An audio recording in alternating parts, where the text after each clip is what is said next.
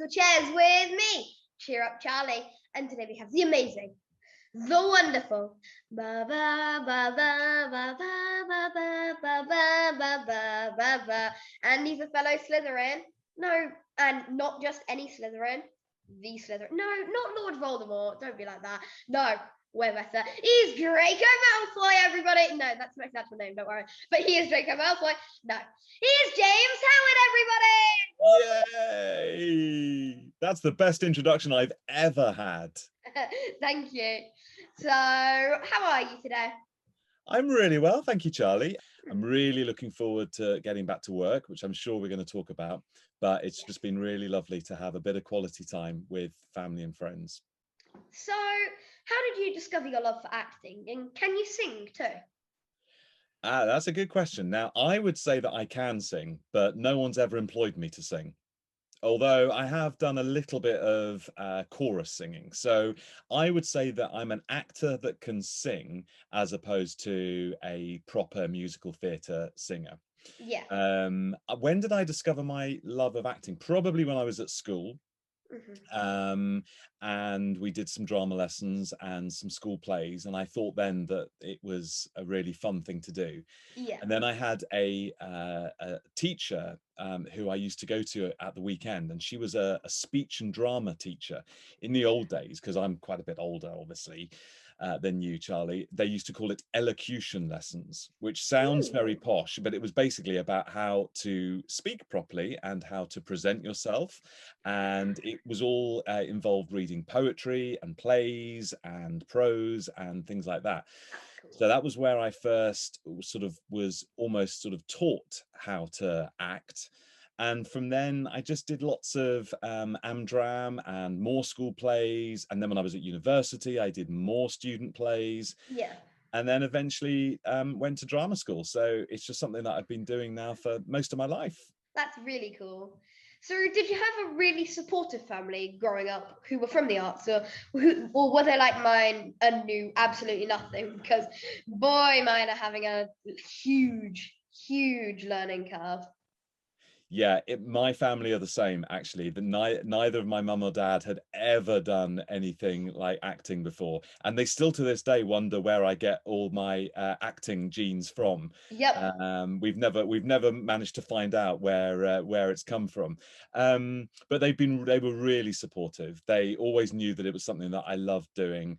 And my drama teacher, the one I was just telling you about, she always said, make sure you get a proper job before being an actor, or train in something that you can do to get a proper job if you need to fall back on it. Yeah.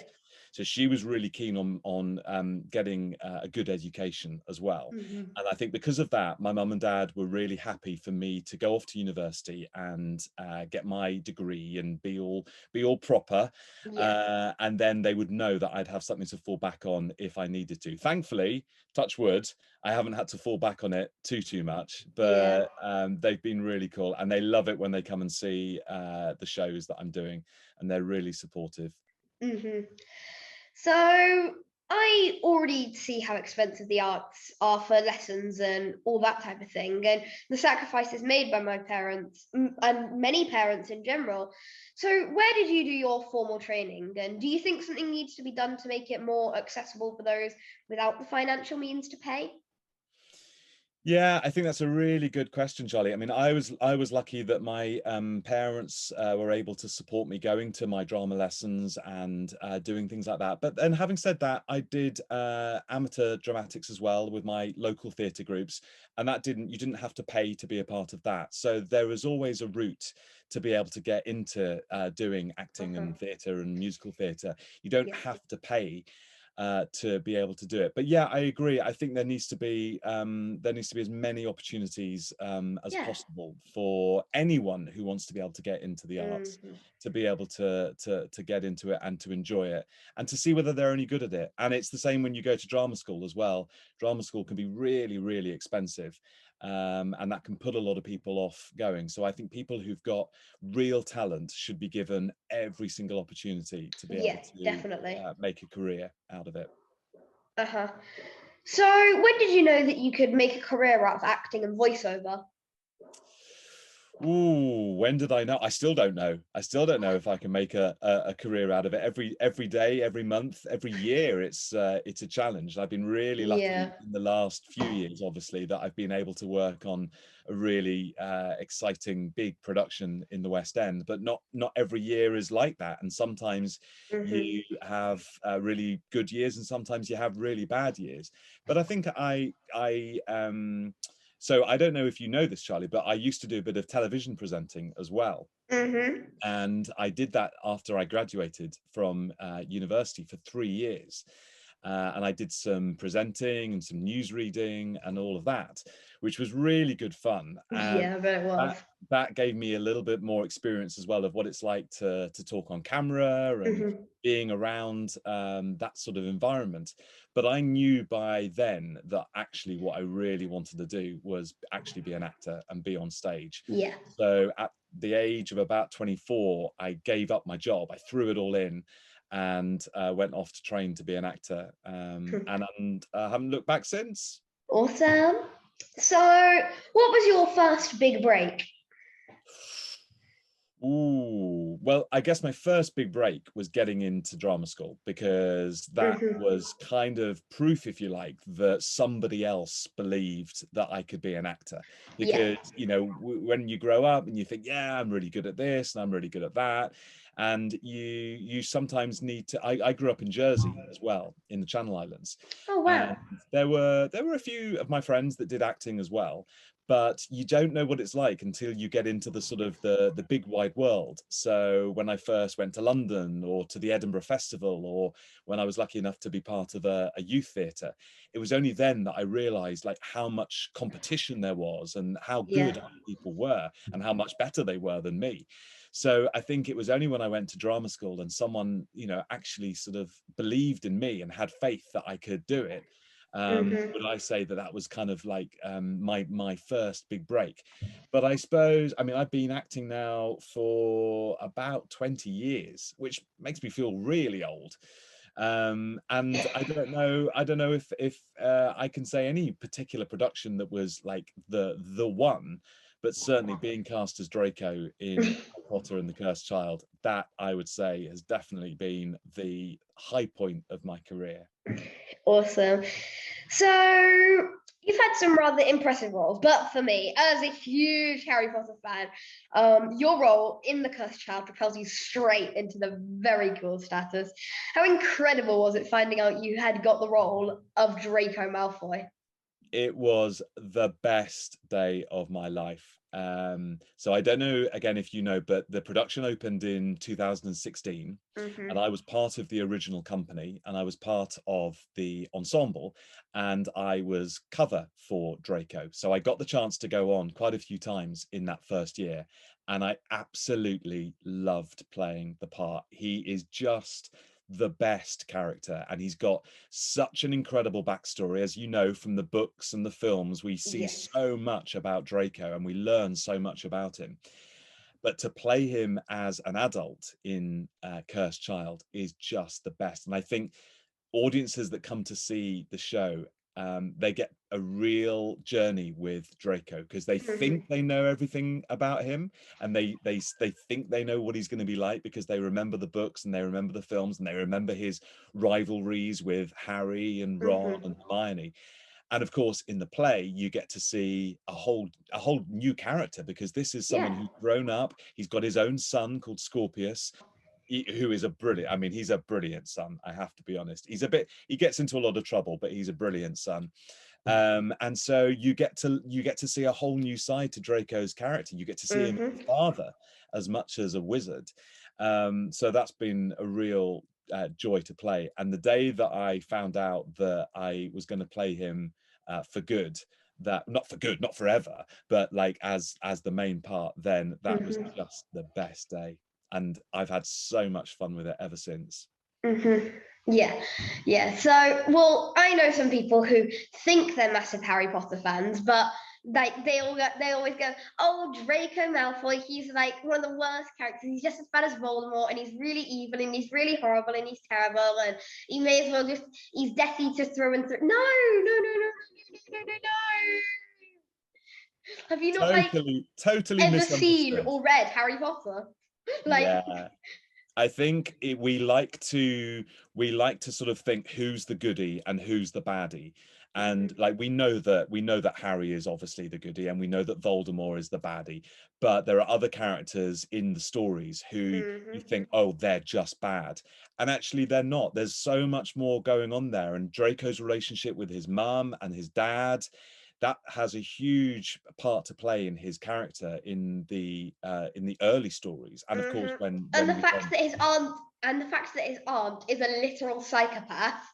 yeah, I mean, yeah, she's not great, is she? She's definitely got some issues. She Yeah. runs through a cornfield, setting it on fire and setting a house on fire, screaming, "I killed Sirius Black." Okay, she's definitely not great. She's Yeah, definitely she's on yeah, the evil a bit of the cuckoo. scale. Yeah. So, what's your most memorable moment today? You must have loads, but does one really stand out? Wow. I have to say that the very, very first performance that we did of Harry Potter and the Cursed Child will live in my memory for a long time. And that was one of the very first previews back in 2016, because it was a completely new story Yeah. and no one knew what was coming next. So even if you'd read all the books and even if you'd seen all the films, you didn't know what was going to happen next. And I remember in the audience there were people screaming and cheering and like loud kind of gasps when there were new things happening that they didn't Uh-huh. realize.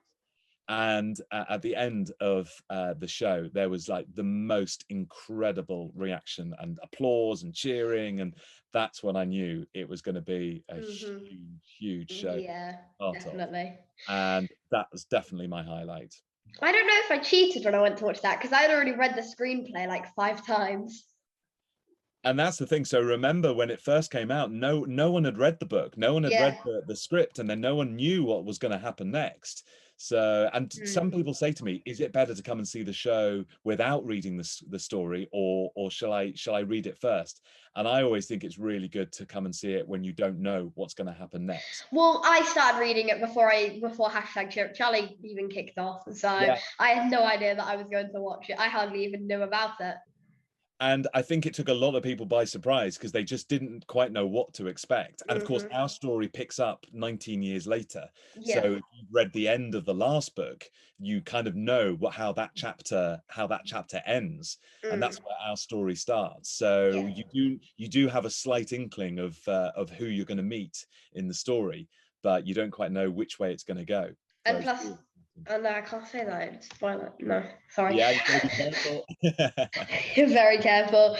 So, as you all know, I was bullied for my love of dance and song, and I'm so humbled that after 2 years, hashtag Chirp Charlie is still gaining so much momentum and starting to be a voice people recognize. How do you think that we can change this negative behavior that seems to evolve from learned behavior that sadly is learnt from the adults around them?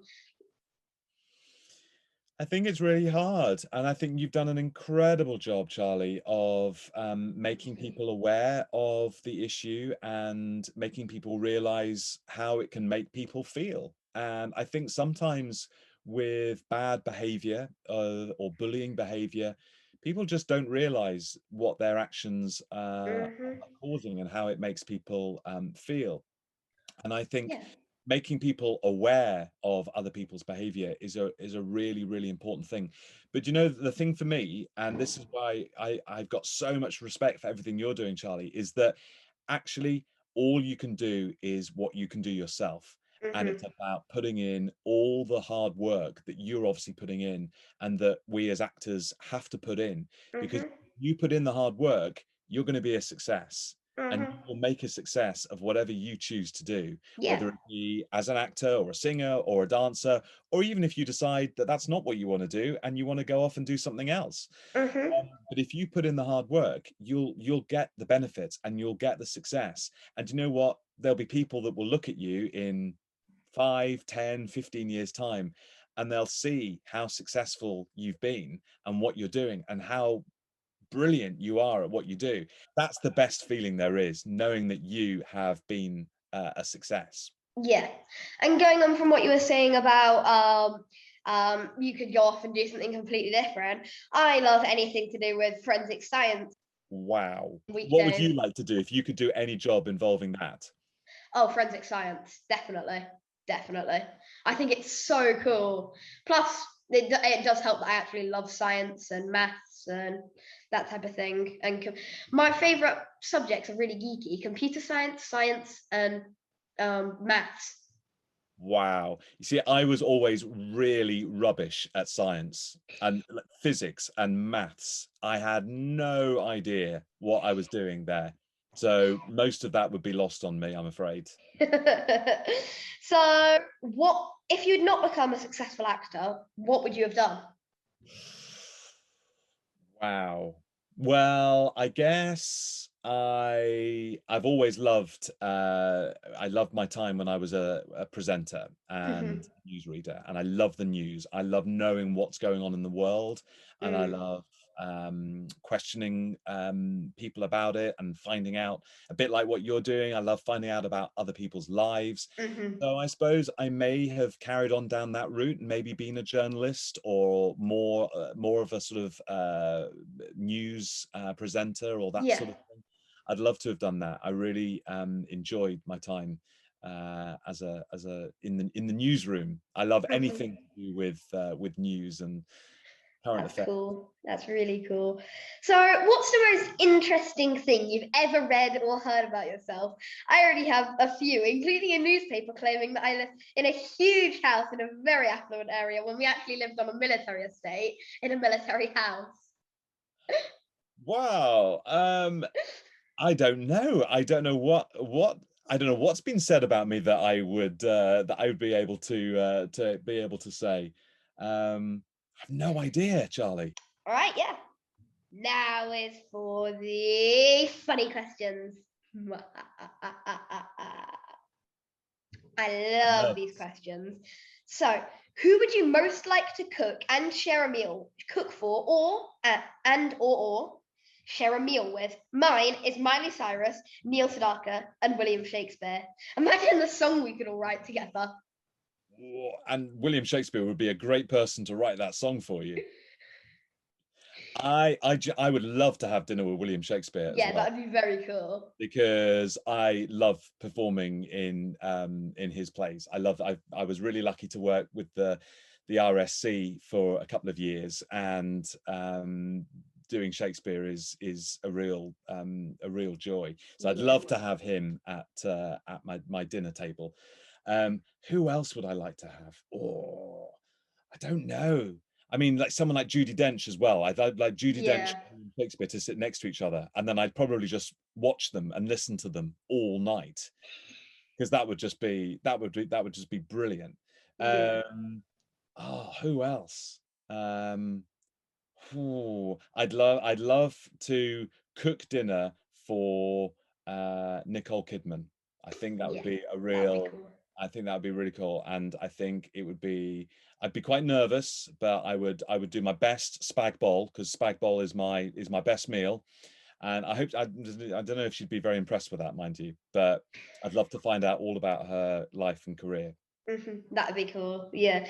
Because my two favorite artists at the moment are Neil Sedaka and, believe it or not Miley Cyrus, but Hannah Montana. Okay. Yeah, so Neil That Sedaka and Hannah Montana are my two favorite artists. that's a pretty cool mix. Yeah, I play Neil Sedaka on my record player, and I play Hannah Montana on my iPad. That's very good. Do you think they'd get on? Do you think they'd be a good duet? Okay, yeah, they would be a very cool duet with the voices as they are. That'd be a very cool duet. Even just to sit there and just watch it would just be so cool. What would you like them to sing? Ooh, I think I'd get them to sing a Happy Birthday Sweet 16 and just any Hannah Montana song, really. Like He Could Be the One or just anything like that. I think that'd just be so cool. Can we make this happen? Yeah. Miley Cyrus, Neil Sedaka, if we are watching this, like, can we make this happen? This should be a thing, and it would be so cool to watch. It's a shame we can't get William Shakespeare in on the act as well. Yeah, that's a shame. That's a real shame. So, what do you most get in trouble for? I ask so many pointless questions I fully expect people to know the answer to. What do I get most in trouble for? Yeah. Leaving my dirty washing or washing. Ew. Yeah, Ew. I get in a lot of trouble for that. So, what's your most disgusting habit? I don't know what my most disgusting habit is, but I do chew my nails and Mm. and then eat the fingernails. It's like Ew, you eat the fingernails. yeah, like give them a good crunch. No, that's disgusting. That's That's disgusting. not worse than toenails, surely. No, but crunching your nails, that's definitely in the top 10. Maybe even top 5. That's really gross. Yes, That's top really 5. disgusting. So, have you ever tripped up on stage and everyone saw it, or at something like a red carpet event? I don't know if I've tripped up on stage, but I have done things on stage which I'm a really bad corpser, which I don't know if everyone who's watching will know what that is, but if you're on stage and you're doing something that's either really serious or you've got to be in the moment, Mm-hmm. and then something happens, and it can be something really small, but something happens and it makes you laugh, then that's called corpsing. And I'm not going to name any names because I don't want to get them into trouble, but there are certain people that I work with, and some of you may know this on Harry Potter. There are certain people that I work with who almost try to do it deliberately to make me laugh because they know that if they catch me, then I might laugh. And I've got a really, I don't know if you can see, but I've got quite a little sort of my mouth, it kind of it goes upwards when I'm about to laugh, and they can spot it from a mile off, and they know that I'm weak, and they focus in and try to make me laugh. And it's really unprofessional, and no one should ever laugh on stage. Unless, of course, it's your line to laugh. Exactly, yeah. So then sometimes, like if you're doing Shakespeare or you're doing something like really serious, and you feel like you're laughing, you have to try to convince everyone that you are intending to laugh, which is really hard if you're also pretending to die at the same time, because everyone would be laughing when they're dying, would they? Yeah. So, if you're ready, I'll get into some quick fire questions. Okay. Childhood book. Oh, famous five. Favorite city. New York. Chocolate or Haribo. Chocolate. Favorite place to eat. Anywhere Italian. Sandals with or without socks. Without, definitely without. So, pizza or burger? Well, I think I already know the answer to this. You definitely know the answer, although you can't beat a good burger. I know, Honest Burgers. Honest Burgers is the best. Yeah, really good burger at Honest Burger. But yeah, Juicy, pizza all meaty. the time for me. Yeah, definitely. Last song downloaded. Oh wow. Do you know what it was? It was I haven't downloaded a lot this year. I streamed quite a bit, but the last song I actively downloaded was a guy called Cameron Barnes. And he's a Scottish singer who I met last year, and he has done there's some brilliant songs on if you look online for Cameron Barnes. It's one called Just Smile, and actually that is a brilliant song, Charlie, to listen to, Just Smile. And he also did at Christmas, he did Fairy Tale of New York, which was one of my favorite Christmas songs ever. And he recorded that with Blythe Duff, who I don't know if I can't remember when you saw the show, but you may have seen as McGonagall. And he recorded that with her just before Christmas. And that was the last song that I bought and downloaded. Favorite superhero. Ooh, Batman. First celebrity crush. First celebrity crush. Yes. Probably probably Kylie Minogue when she was in Neighbours. That shows you how old I was, or how old I am, because that would have been in the probably the late 80s. But Kylie Minogue in Neighbours, she was my first crush. Awesome. So I've got a really, really random question for you now. Now, I used to do tongue twisters, and occasionally I make people sing and do that type of thing or whatever, or make up songs on the spot. But At the moment, I've been doing some really random questions at the end of my interviews. So here's your random question for the day. Would you rather talk like Yoda or breathe like Darth Vader for the rest of your life? I think talk like Yoda. I think that would be pretty cool, because sometimes I do that anyway. Talk like Yoda, you would. Sometimes my brain doesn't work the right way, or I think something and then I'm saying before I know what I'm thinking, and so I start second sentence at the end and then I do a really weird intonation, bit like Yoda would do, and so I think that's probably more likely what I would then want to be for the rest of my life. But even in that accent with that voice. Yeah, I think so, because breathing like Darth Vader forever, that would be quite hard work. Thank you so much, James. That was such a pleasure and an honor interviewing. It was one of my favorites and it was so amazing.